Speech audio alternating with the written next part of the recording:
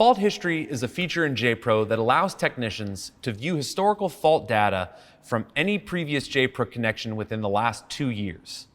Fault history has many uses, but today we're going to focus on how it can help you solve after-treatment issues. Let's launch after-treatment diagnostics and examine the checklist. Notice the top item in red states to review the vehicle history. Doing so can help you understand how the issue was previously solved or let you avoid a similar misdiagnosis. Now let's go back to JPRO's home screen and launch fault history. Select a fault from the list. If the Click to Launch Fault History button is active, select it. Now you can view all instances of this fault from previous connections. If your organization handled the repair, locate and examine the repair order. If the issue was fixed, you may need to follow a similar procedure. If the previous repair was only a temporary solution, you know not to repeat the mistake and can begin troubleshooting elsewhere.